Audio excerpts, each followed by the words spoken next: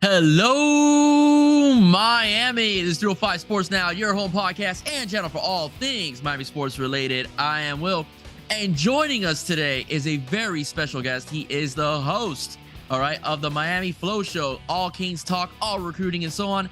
We have here on is Flo. Flo, how's it going, my friend? What's up, big man? How's everything with you? Thanks for Everything's having me good. on. Also, appreciate it. I'm excited. Thank you, my friend. Thank you for having me on your show, though, as well, man. I had a great time having a chat with you and John from Cafecito con Canes, as well. We're gonna do it again, man. I got to tell you, I'm a little jealous of his name. That's one of the coolest names out there, Cafecito and Canes. It is creative. I'm very jealous. I'm very jealous. John's great though. Yeah, he is, man. He does a good job at his show as well. It's we talked about on your show, man. We're all one big family, man. We're all big one Canes family, one big 305 family as well. So we're not just Canes, we also love our Heat Dolphins as well. So that's a good thing about being content creators here on a social media platform. I want to ask you, man. July 4th just passed by. How was your holiday? I was actually probably the most chill, relaxed one that I had, and for a reason, because I have a dog. Okay. And my dog is scared when it makes a lot of boom boom noises. So I just went to dinner, and I live on the beach, so I can't. And that means it was packed, right? So Mm-hmm. I got home like 8:30, 8:45 at night, and then at 9 o'clock is usually when they start with the. So I was chill. I literally I didn't see the fireworks, but I sat in the bed, held the dog. The dog was shaking a little bit every time the big booms, but it was chill, it was relaxed, safe. Thank God, right? A lot of people do crazy stuff on July 4th. I didn't even drink. I didn't have a one drink, one beer, nothing. So it was easy. It was smooth. I liked it. Yeah, that's great, man. I was in I mean, if you saw my trailer about Marquise Lightfoot, verbally agreeing to be a Miami Hurricane. I was in Pompano, I was staying, in Pompano Beach, had a great That's where I time. live, by the way. You live in Pompano? I moved to Pompano out of Miami. Yeah, I live on Pompano, right on the beach. Oh man, it's awesome. So I was like 5 Yeah, minutes away from your house. yeah, dude. I live all the way down. Like you take all the way Atlantic Boulevard, all the way down to the end to the beach. That's where I live. Nice, man. I was at the Marriott, the Bonvoy Okay, by there. okay, yeah. Yeah, it was nice, man. It was a nice time. It actually didn't rain, which is pretty interesting. My mother was telling me it was pouring in Miami, but now where we were at, Right, right. in No, it particular, was man. beautiful here. It was a little hot, but it was nice. Yeah, no, absolutely. So yeah, so one of the things that I wanted to talk to you about in particular is you have a very successful show, and we were Thank talking you. before the show started. Oh, you're not, of course. We're talking before the show started, and your show started, pretty much just guys having fun talking about sports and Miami Hurricanes over during the COVID period. How did the Flow Show start? You're very successful. Like I said, you have over 4,000 plus subscribers and still growing. You do a lot of good work, as far as your shorts and your content and people you have on. So how exactly was the Flow Show, Miami Flow Show born? The truth is like kind of like what you said. It was during COVID. I've always been part of the Canes from the outside. From the outside, yeah, from the outside. From a recruiting standpoint, I've done recruiting since I was in my mid 20s. A lot of people know that I worked at Rivals for a few years, and like I said to you before we got on, back when Rivals was the only thing out there, and now it's you press a button and there's 17 different companies that have rankings and cookie cutters and stuff. So I did that for a while, and I just really enjoyed. I played football in high school. I went to college. I played at Division 2 in Georgia. I played Division 2. Sat the bench. It wasn't very good, but I really enjoyed football. I'm an addict. So Mm-hmm. that was my way of kind of staying plugged in. And the Heat, and the Heat, and the Canes are like, I don't know, if you're from Miami and if you're old as I am, it's like in your DNA. I don't know how to explain it. Like the city is the Canes. If you're in it's the weirdest. It's not the Heat's not like that. The Dolphins are not like that.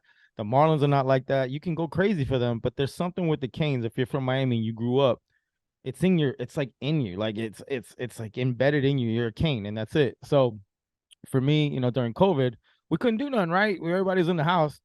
So there's this little thing called YouTube, and I just type in Miami Hurricanes, and that's it. And then all these guys were on, and I was like, oh, and everybody was talking Canes. And I was like, this is amazing. This is like the greatest thing in the world. To me, it was like finding another planet in the universe. Like I never knew this was even out there.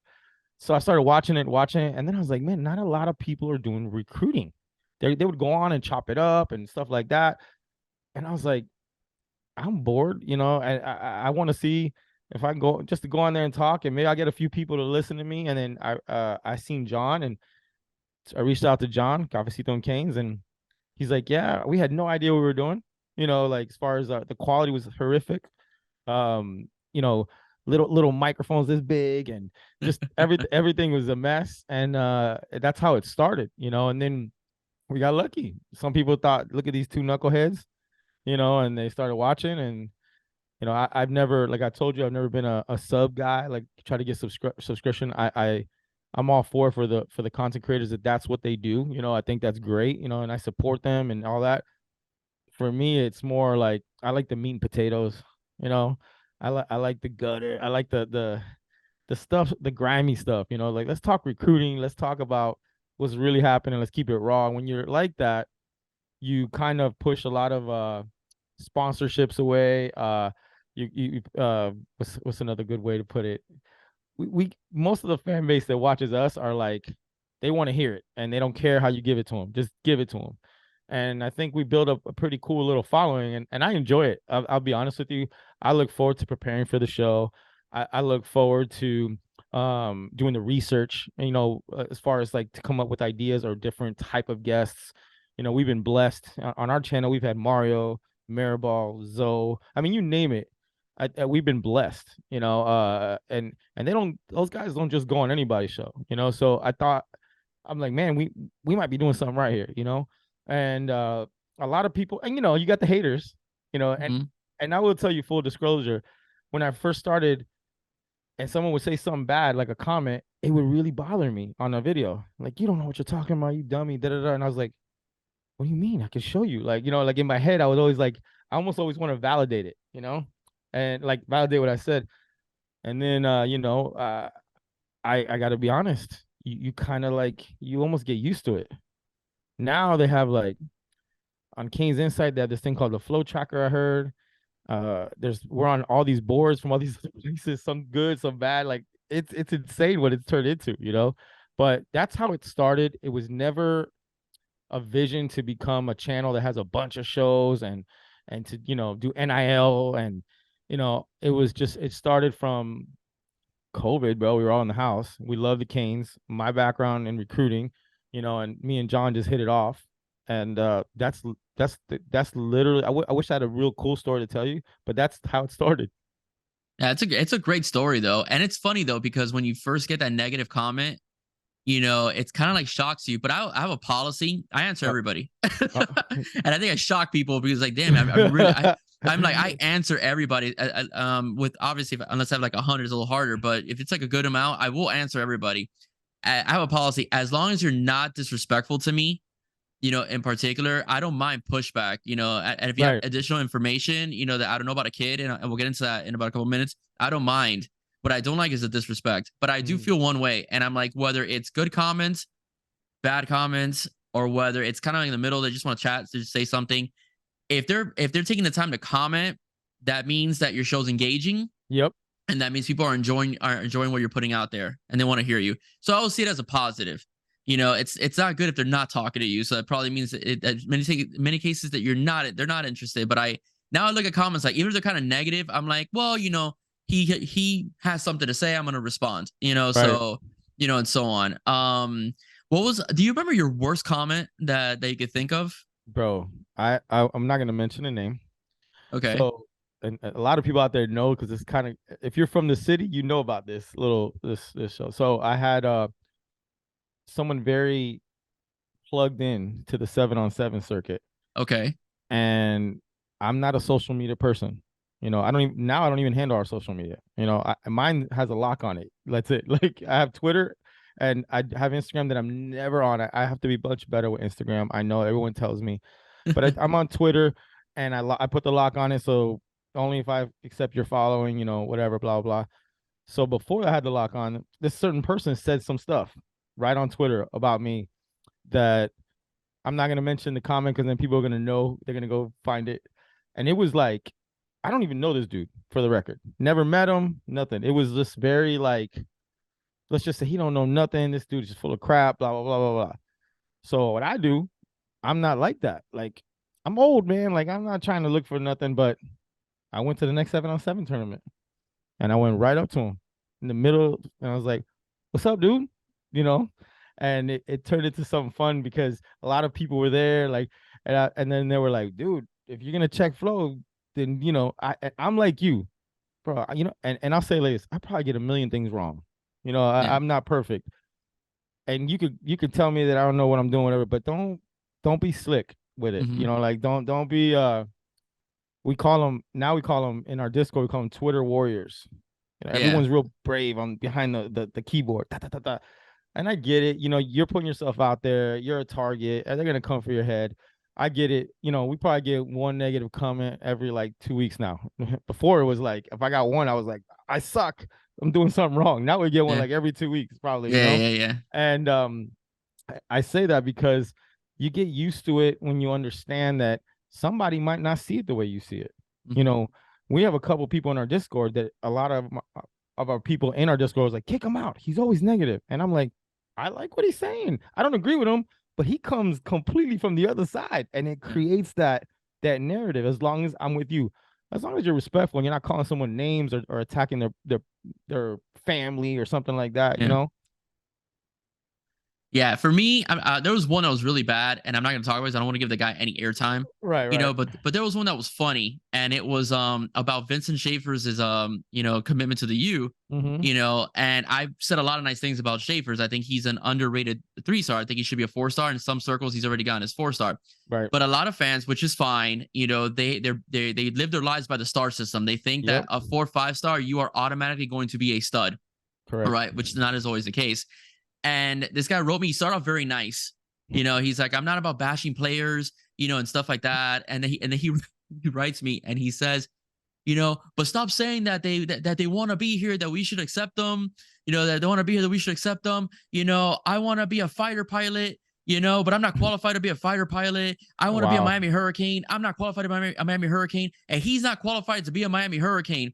So I wrote back and I laughed, laughing Right, emojis. I right. wrote back and I go, well, I want to be Batman, but I'm not a billionaire. I'm not a billionaire. That was good though. And That was a good one. That was a yeah, good one. I thought it was one of my best moments. Yeah, that was good. That was a good one. I I got want glad to be. I'm not Batman. I want to be a billionaire, but I'm not Batman. right. So I wrote some and I gave him the stats on Schaefer's. And Schaefer's has really good numbers. And we'll talk about the star system in about a couple of minutes. But he has really good numbers, and that's it. He never commented again. But that was like one of the most ones that stood out. That he was like buttering me up. I'm like, oh, I don't want to bash kids, but I'm gonna bash the kid anyway. And say he's not Mm. qualified to be a Kane. So It's funny though. You bring up Schaefer's. It's funny, and I get it now. I get it. I didn't at first when I started doing this first couple of years. I was like, I'd get mad because it's a kid. Like they don't. I would get mad if they didn't know the information and they were trying to like convince me, right? mhm, So first of all, Central doesn't take just anybody. mhm, He transferred there for a reason to play a position where they just put those guys out like it's boring. Like they just put out studs there. And no one knew what he did in, you know, March. What was he doing in March? What was he doing in April? What was he doing in May? No one knew who is he working with, who his private trainers were. Then you start seeing clips of him like a month ago, you see clips of him covering wide receivers as an outside linebacker. Yeah, yeah, you understand? Like, and people are like, whoa, and not just running with him because all of a sudden he got fast, he got his body right, and there's some tech. His technique was like a corner. Now mhm. all these people that were like, I don't think he's a take. Miami's reaching. Da, da, da. They had no idea what the work this young man has been putting in behind the scenes. And I will say this: shout out to Roland Smith. Mhm. Miami knows what's going on at Central, uh, very well. So if someone says you might want to come check out this transfer we got, like he's not the same dude that he was on tape on his huddle from his junior season. Yeah. And then they go get eyes on him, and they're like, they offer him on the spot. When you get offered on the spot, and there's another guy I'm sure we'll get to that the fans are worse on him, and that's the one that's going to make them really spin their head around. But when we get to that, we'll talk about it. Okay. Well, actually, you just led me into my next segment. Kane's recruiting. All right. You're a Mm-hmm. big recruiting guy. I love following recruiting. I'm not as connected as you are, in particular, because you were part of the rivals world. But there's been some hits and misses, as far as recruiting goes. We talked about this on your show. July is a great month because that's when you see the commitments roll in, but it really matters in December and January when those kids sign. Okay, that's really when it truly matters. But if we're going on perspective right here, the Miami Hurricanes haven't been that bad, I feel, in the recruiting circuit. Right, July has been a rough start to the month, and they picked up Lightfoot, and that was a good thing. But you look at guys like Chance Robinson, okay, Marquise Lightfoot, Cam Prue, which by the way I'm a fan of. I love his huddle. Vince Schaefer, we talked about, Ryan Mack, OJ Frederic, and also Kevin Riley. These are guys that have committed to the University of Miami. Some of these guys are solid four stars, and others are good 3 stars. So as far as hits goes, like, how do you feel about how Miami's been doing so far in terms of commitments? Well, I get excited to talk about this because we've been conditioned in the last 20 years to look at a recruit in a certain way. Well, I'm here to tell you that Alonzo Highsmith was hired to come and bring an NFL standpoint to recruiting. So its evaluation is different. And for people that don't know Zoe's background, it's not that he just played in the Canes and then went to the league and he worked his way up through the offices. No. He started off as a scout. Then he went on to be a senior scout. Then he went this is as elite evaluator as you can get. I mean, he was with the Packers. Yeah, I mean, you name it. This guy, he didn't get fired. Remember, he left to come to the University of Miami. And his role, if you ever watch Zoe, if you're ever there, if you're blessed, he walks around with a little index card and a pencil. Just goes on. He's not over there with an iPad and old school. He flies to certain events to get eyes on guys. JUCO connections until you turn purple in the face. And for the new wave recruiting, they're like, oh man, tape never lies. We always say tape never lies because it's facts. You're looking at it. It's actually happening. It's not like this dude is running away from everybody. Who is he running away? Let's look up the players he ran away. Yes, that's a 4-star he ran away. That's another 4-star he beat. That's who he's running away from. So we've been conditioned to look at rankings and the star rating, right? I'm old school too. I got to admit, I'm more about the eval on the tape. You brought up a couple guys, like how we're doing, whatever. We got 3 commits in 7 days, and no one's even talking about them except for Lightfoot. No one's talking about Mac. No one's talking about the what's his name, the other corner that plays with him. Frederic. Who is sticky. That dude is sticky, real good corner. You know why? Because they're not whales in somebody's face. If Miami offers any player this cycle, Zoe has to check it. I don't know about anyone that's watching this show, but I don't know. Maybe Larry Bluestein. Maybe Larry Bluestein. But I don't know a better evaluator than Alonzo Highsmith when it comes to this. So why am I going to trust someone that gets a piece of paper with boxes? This is what it looks like. I'm going to school your audience right now. This is what it is. You're supposed to be looking at corners. Okay. How tall is he? There's boxes. Is he in between 5'10" and 5'11"? You check that box. How long is he? What's his wingspan? Boom, boom, boom. You check. It's called cookie cutter, right? And then whatever all you check, it comes down and gives you kind of what he is. This is how they evaluate players. And if they tell you otherwise, mentira. They're not like, there's no intangibles. Did he get beat? How did he recover? When he got coached hard, what was his attitude? When he makes a play, how did he celebrate? Right? What's his instincts like? Where's change of direction? What's his biomechanics like? None of that. It's just he's this tall, he's this fast, right? He's this long. It's all real. The metrics are just, it's not fair. It's not fair to players like, example. I'm going to bring him up because I told you I was going to bring him up. We have a D tackle. Well, he's going to be tackle for us. His last name is Russell. He plays at Columbus. Nobody talks about him. Nobody talks about him. But if you're from Dade County and you watch Columbus play, which has TJ Capers, which has whatever, they have a studs. He was the best player on that defensive line. And this is across the board. Anybody you talk to, they watch Columbus play, anyone would be like, that dude right there doesn't do camps, doesn't want to do rah rah stuff, whatever. But clearly, you would think our staff would be really plugged in Columbus for obvious reasons. Mm-hmm. And they yoked him before he even started climbing or he's gonna climb or whatever. They well off on the spot. He's another one they offered right when they saw him. Not, we'll see how you do. We'll keep you warm. There's an offer there for you. We'll make sure you develop. No. Now, when you get that offer, that means that's a clear cut. And from what I heard, what I understanding was it was Jason Taylor that offered him on the spot. And for everyone's like, well, Jason Taylor's here. He's this. But you give Jason Taylor all that credit for Lightfoot evaluation, which is an easy evaluation, 6'5", 225, runs like a deer, you know.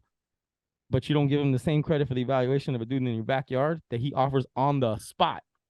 And that's where there's a little disconnect. We've been programmed, right? If the guy's not this size, not this fast, he doesn't go to these camps, whatever, then he's probably a project. He's a project. We'll see how this plays out. Okay. Yeah. Go ahead. I made a brief mistake, and I own up to when I make errors. I felt and I personally feel that Deerfield Beach High didn't do Romanes Ojefederic justice. Mhm. And the reason why I say that is because one of the reasons the way since I'm not in, I don't get invited to, the workouts and stuff like that. I don't have credentials. I do everything by video, and so on. And what also another thing that guides me is numbers. I'm a big numbers guy. Mhm. So usually Max Preps or 247 itself, puts the stats on the player, for people to see. Deerfield Beach did not have Frederic's numbers, for me to be able to evaluate him. So I'm evaluating him from what I saw on his brief stance on a huddle. Mhm. An audience member kind of, I guess, is more in the know about Deerfield Beach. Much credit to the audience, but I forgot his name. If not, I'll give him a shout out. Right. Something Gamer. If he hears this episode, he knows what I'm talking about. He kind of broke him down a bit more because I guess he has connections to that school, in particular.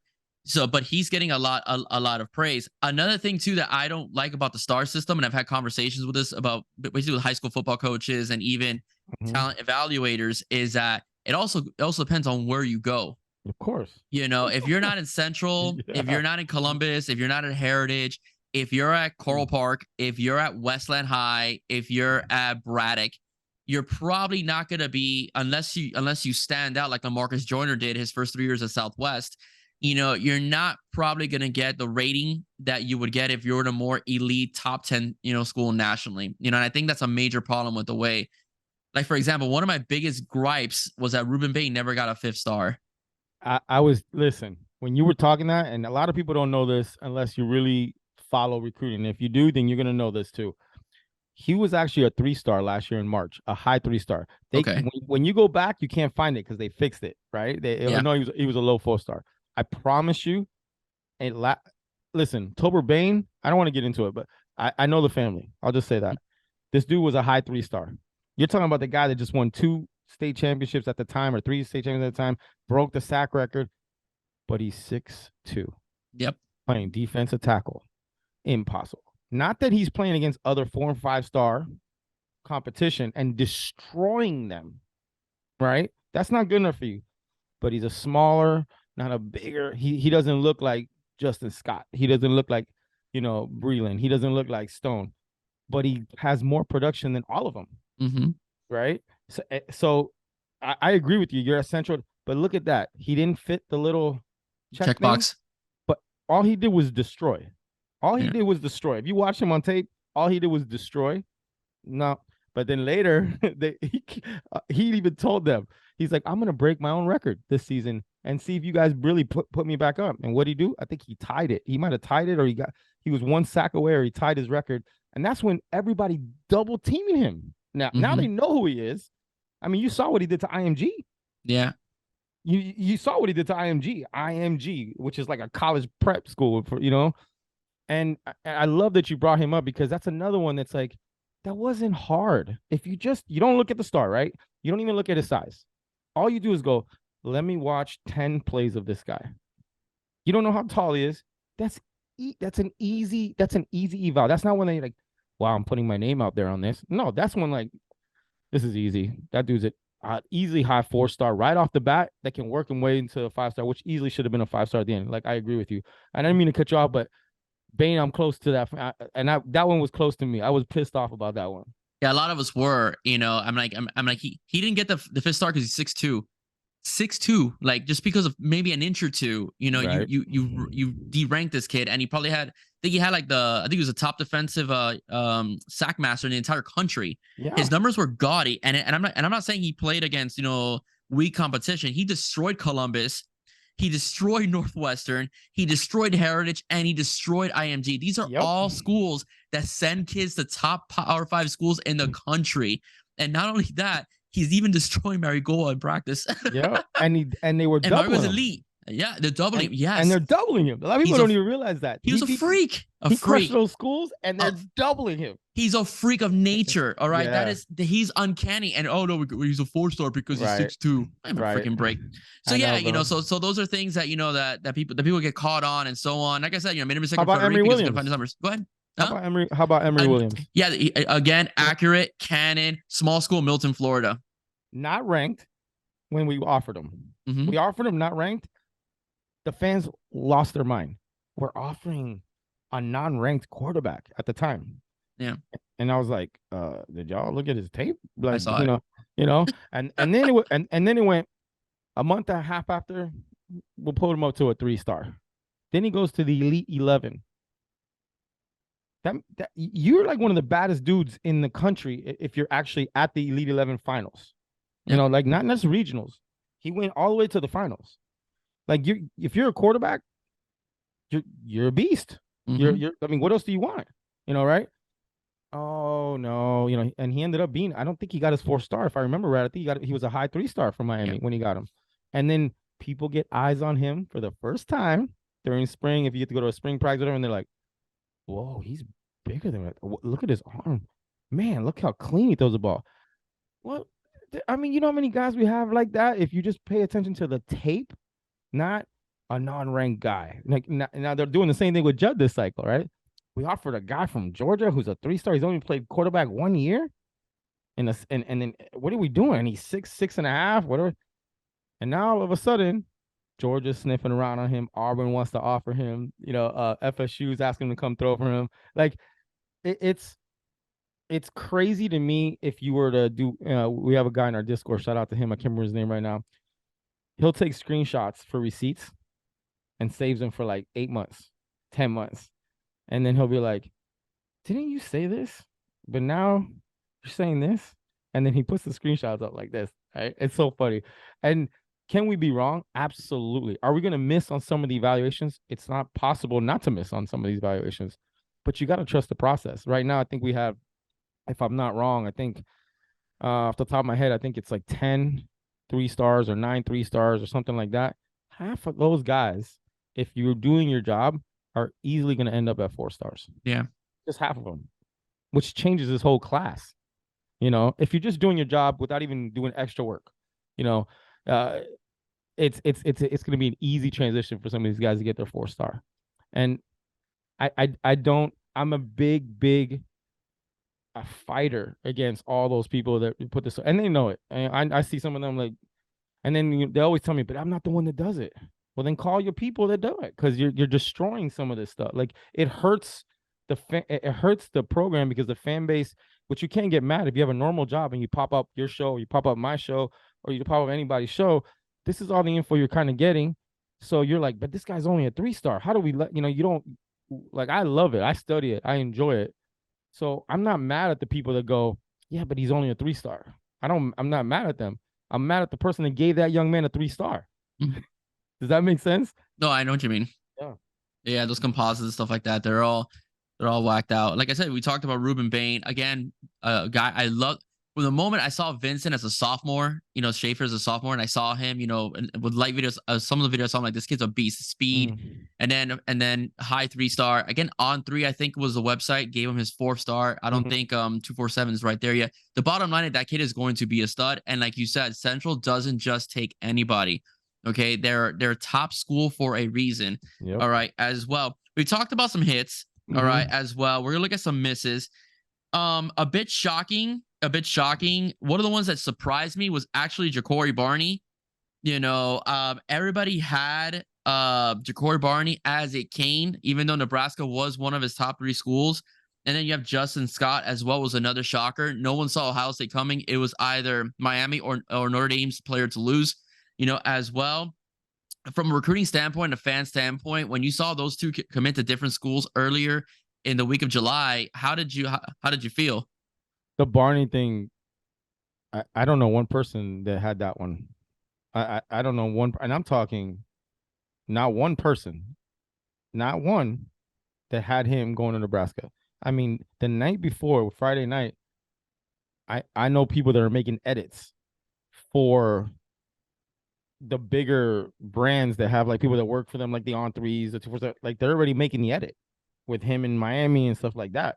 I mean, I heard, don't quote me on this. It might have been, I think it was On Three actually put committed with Miami on there, and they had to take it off the social media real quick because it was like, oh crap, he's in Nebraska, you know. Mm-hmm. Um, at the end of the day, that one he stayed loyal. And that was something weird nowadays. You don't hear loyal.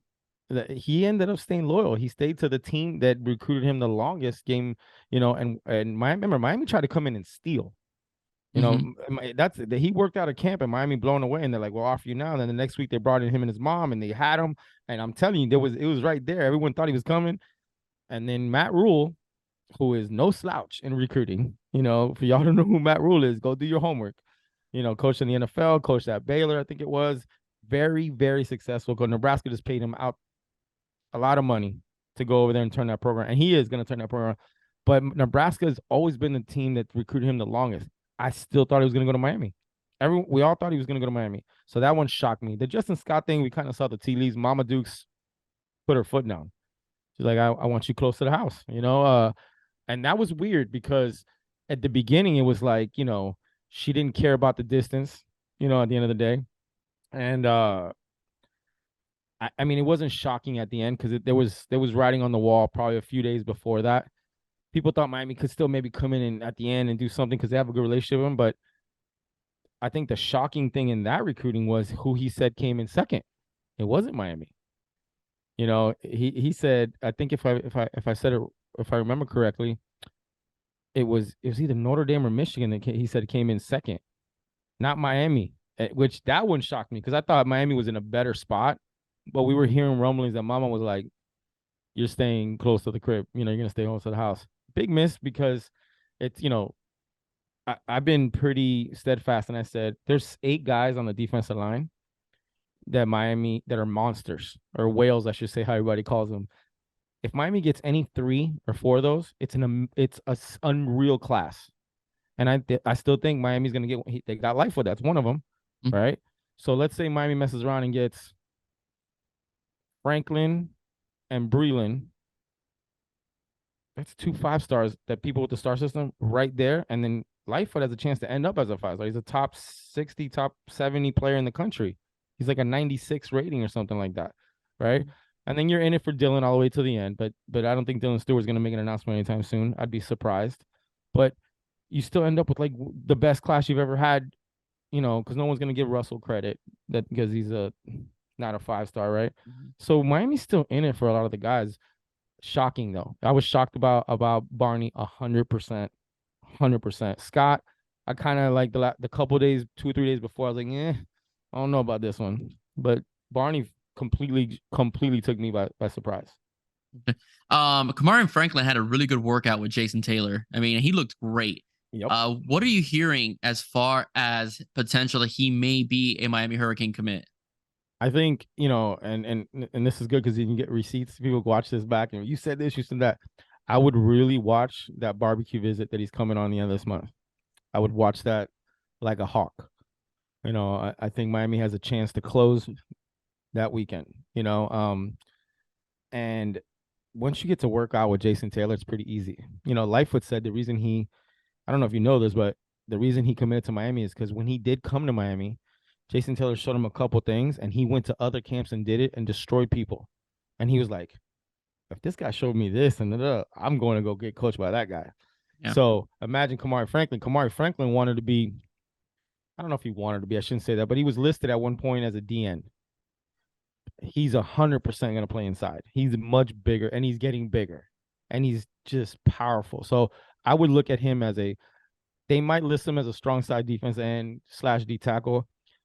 I think he's going to end up being a D tackle. And he worked out. What's another thing that's in common? He had to work out with Jason Taylor, so not going to sit there and say, I guarantee if he comes to the barbecue like he's supposed to, I really, really like our chances with Kamari Franklin. Well, that's good. That's good because Miami, look, I think Miami needs at least two strong D. Well, I mean, they already have one with Russell, but another couple strong D tackles to really solidify, just for the purpose of depth, within the defensive line and continuing of building and stacking talent. I think that's one thing that, that's what made Miami Hurricanes classes great. All those years that you and I watched Canes football, and we enjoyed and got spoiled by national championships and trips to these major bowls and stuff like that, is because they had stacked talent. So that's very big. I'm not worried. I'm not worried about the defensive line at all. Wide receiver and defensive line are not positions that I'm being honest with you. I'm not trying to like puff it up. Not even at all. If there's a position that I'm like, I hope we get on a little bit better, is interior offensive line. Okay. And I think it's a weak class for offensive line. Thank God, because we killed it last cycle. Yeah, we did. But there's a few studs still out there on the interior, and it'd be nice if Miami can get one of those dudes, How's it looking with Afua? That's the one I'm thinking of. Yeah, me too. Yeah, that's the one I'm thinking of. I would say that these guys are, not that Mario can't do it, but you're talking about the whole other side of the country, and Utah's a real player there. Utah's a real player there. And then some people like Utah. Go look at Utah's last couple seasons and go look at Utah's coaching development. It's not, don't think of Utah football from like 15 years ago. Think of Utah football from the last few years. It's going in a different direction, but Utah's a big player and they're out there, I would say that if I was a betting man, I would flip a coin and close my eyes. That's how I think of who is right now, because you never really want to believe, and this is a little trick, what you hear the first few days after a visit, because it's emotional. It's the best visit. It's home. Love the family. They say it at every single visit they go to, guys. Go follow 3 visits in a row of your favorite player, and look what the boards or the writers say that he said in the interview, and it's like almost the same thing. Give it a couple weeks. And then after they took another visit are they still bringing up your school? Are they still talking the same? Like, hey, yeah, I hear from the coaches every day. I'm excited. I can't wait to get back. Like Kamari Franklin. That's a really good one. Every time he says this school and Miami, and I can't wait to get back. So that tells you that usually gives you a good feeling, and it has a good I guess a good pathway of where his head really is. But they're always, any visit they go to, for the most part, they're going to say, I can see myself playing here. I love the vibe. They showed me a path to how it could be successful.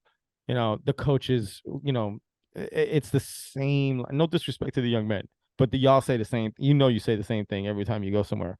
So Afua was here. He left. Miami made a big jump. Everyone's like, wow. Why? Because he was excited while he was here? Good. I hope he was excited while he was here.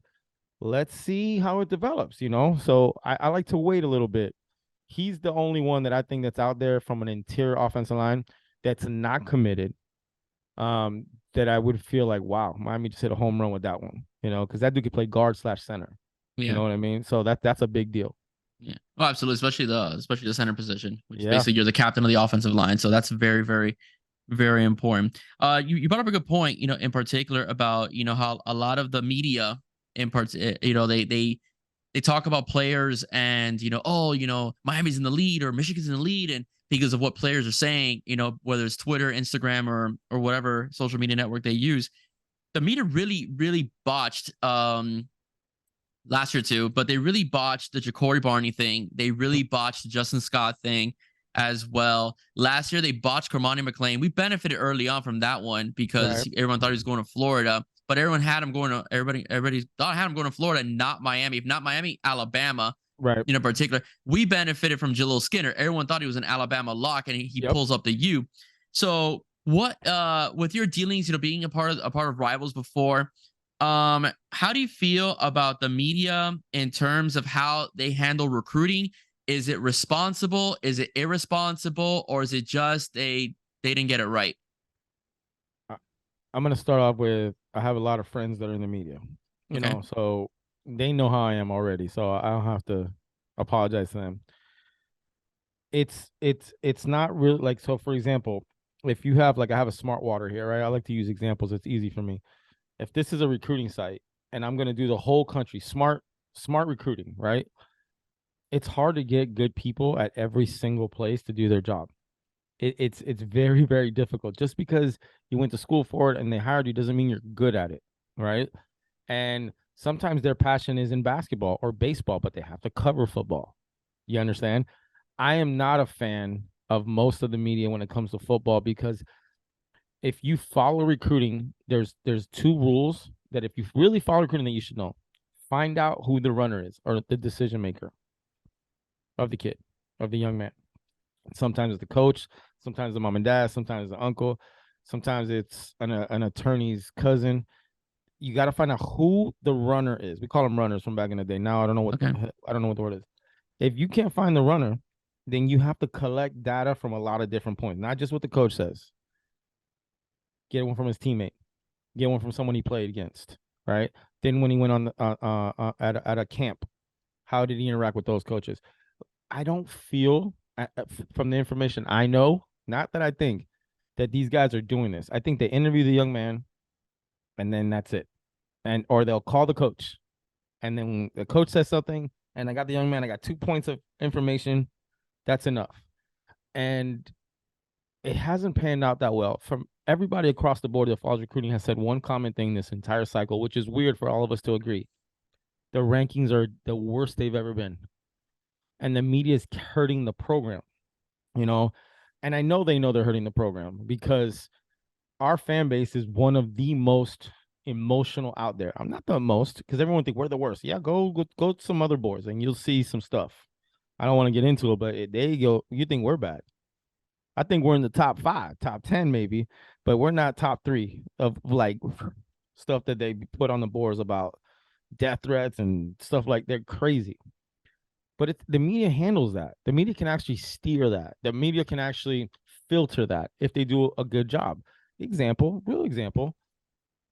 We know that this current regime is not giving a lot of information out to the credential media. We know this. This is something that when he first got hired, he's in spring, he gave him a bunch of chances not to report certain things. They reported it. They're getting less info. Real simple. That's how quick that went. And now you have fans turning on the media. That's no bueno for recruiting. Not a good look. Not a good look. The best thing, in my opinion, that the media could do